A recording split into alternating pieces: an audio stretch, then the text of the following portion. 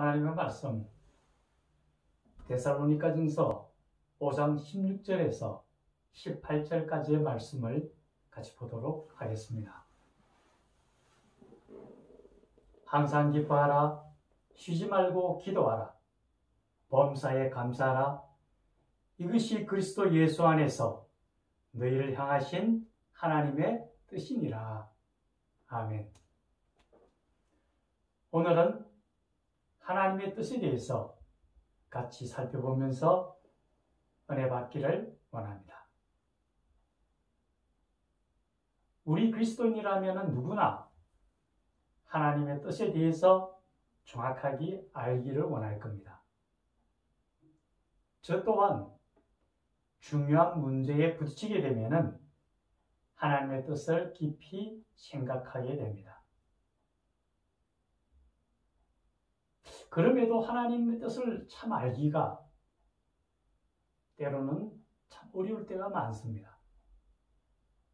그래서 저는 하나님의 뜻에 관한 책을 읽거나 또 이와 관련되는 세미나나 집회에 참석하기도 많이 했습니다. 그럼에도 하나님의 뜻은 참 많이 힘들게 다가올 때도 있었습니다. 그래서 성경 속에서 하나님의 뜻을 어떻게 우리에게 말씀하시는지에 대해서 관심을 가지게 되었고, 하나님께서 여러 가지 방법으로 우리에게 하나님의 뜻을 보여주신다는 것을 알게 되었습니다. 먼저 하나님께서는 직접 하나님께서 말씀하심으로 우리에게 그 뜻을 알려주실 때도 있습니다. 우리가 잘 아는 아브라함은 하나님께서 그에게 직접 말씀하셨습니다. 내 고향 본토 아비집을 떠나 내가 네게 명한 곳으로 가라고 말씀하시면서 내 후손이 하늘의 별과 같고 바다의 모래와 같이 많으리라고 약속하셨습니다.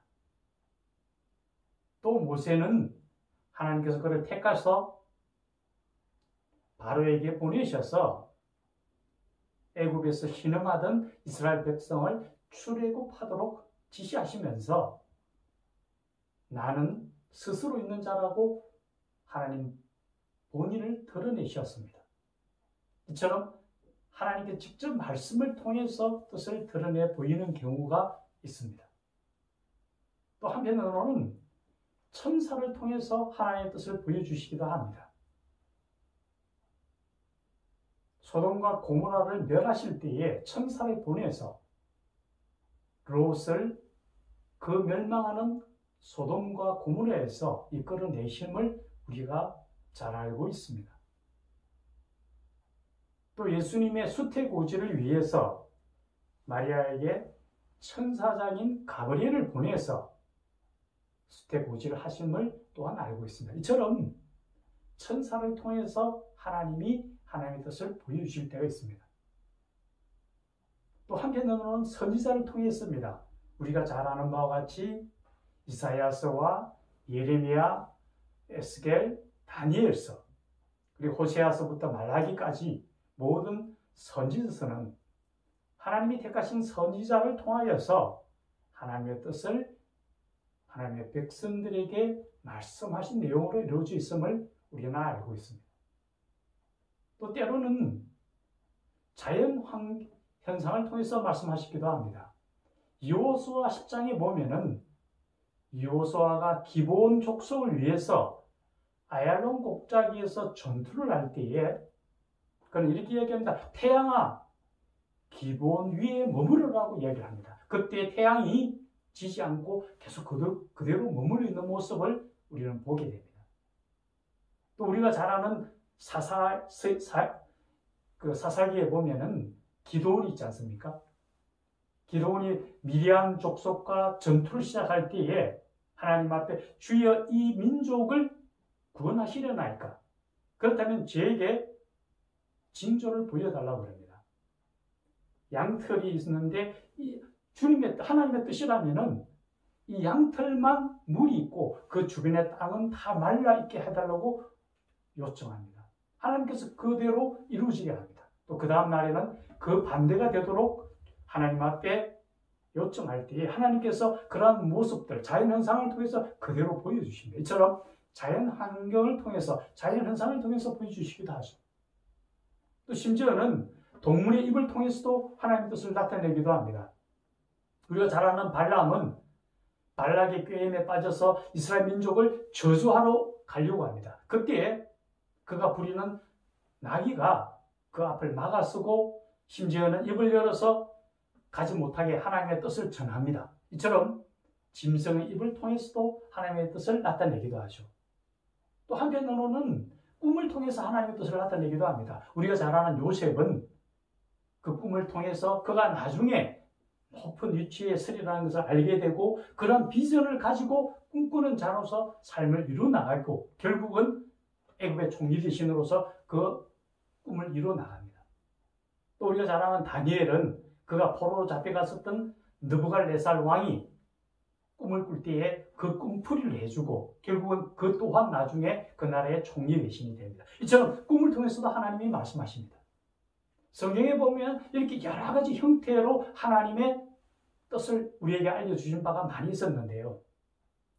그런데 이제는 예수님께서 이 땅에 직접 오셔서 하나님의 그 구원 계획을 다 이루셨기 때문에 또 하나님께서 우리에게 하나님의 말씀인 완성된 성경을 우리에게 주셨기 때문에 이제는 성경을 통해서 하나님의 뜻을 명백하게 우리가 알 수 있게 되었습니다.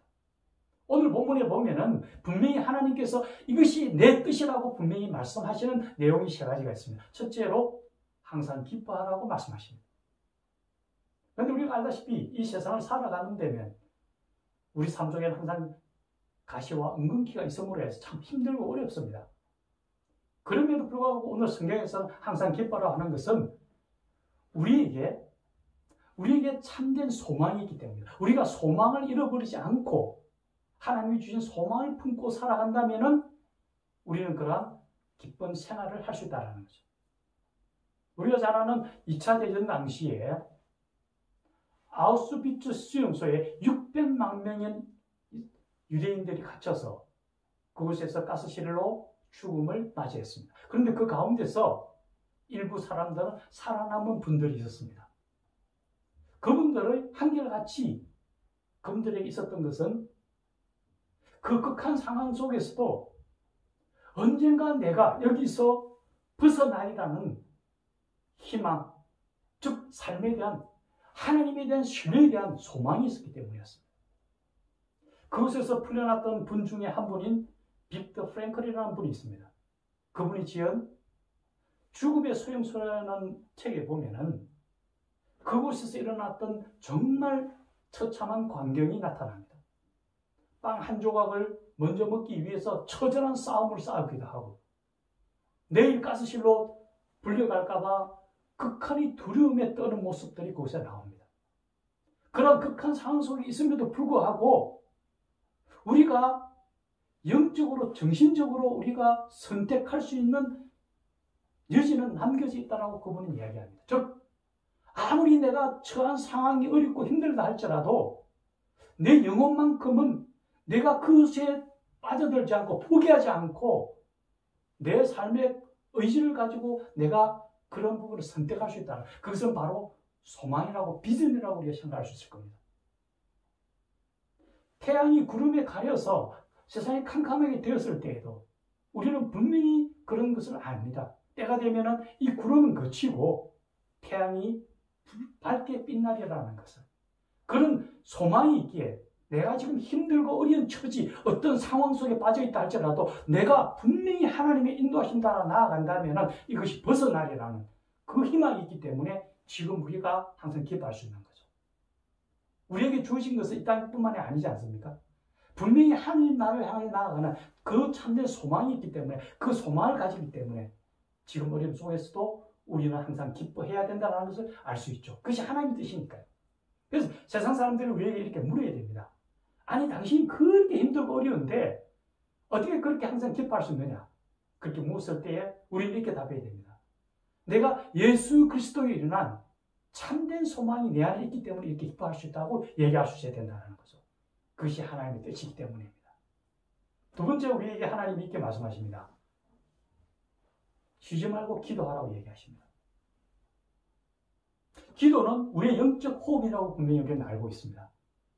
우리 육신이 숨을 쉬지 않는다면 뭐잖아 생명을 잃어버리듯이 우리가 영적으로 기도하지 않는다면 우리 영적인 생명 또한 뭐잖아 멈출 수밖에 없다라는 거죠. 또 기도는 하나님이 우리에게 주시는 능력의 원천입니다.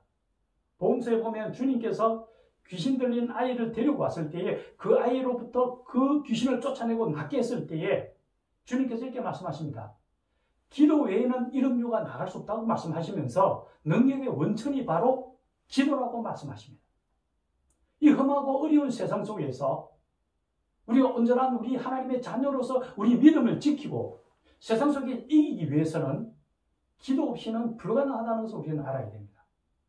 우리가 잘 아는 종교개혁가 마틴 루터는 하루를 시작하기 전에 2시간 이상 내가 기도하지 않고서는 하루를 시작하지 않겠다고 얘기했습니다. 그런 기도 생활을 통해서 그는 가장 어려운 종교개혁을 이루었습니다. 또 우리가 잘 아는 아브라함 링컨은 백악관을 기도실로 만들고 어려운 문제가 있을 때마다 하나님 앞에 나아가서 기도했습니다.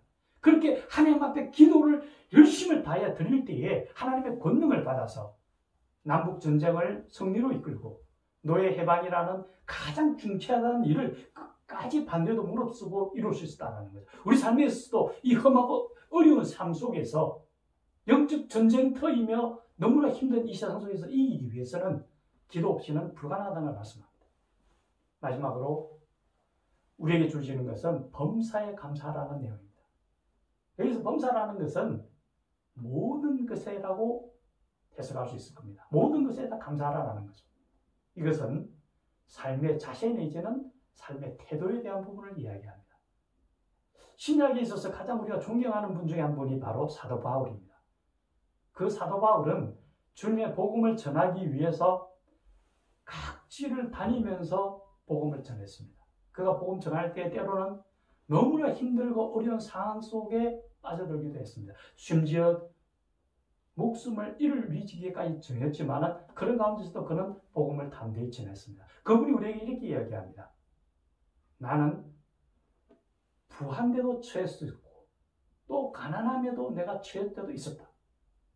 또 내가 배부를 때도 있었고 극심하게 배고플 때도 있었다. 하지만 어떤 상황이 있든지 나는 자족하는 법을 배우노라고 얘기해요. 그것은 바로 어떤 환경, 어떤 처지 속에서도 나는 스스로 만족함을 배웠다는 거예요. 그 가운데서 감사가 나올 수 있는 거죠. 저는 집에 제 강아지 한 마리를 키우는데요. 그 강아지 한 마리에 대해서도 저는 많은 생각을 합니다. 이 강아지를 어떻게 하면 건강하게 키울 수 있을까? 어떻게 하면 조금이라도 이 강아지가 만족스럽게 생활할 수 있도록 해줄까? 항상 생각합니다.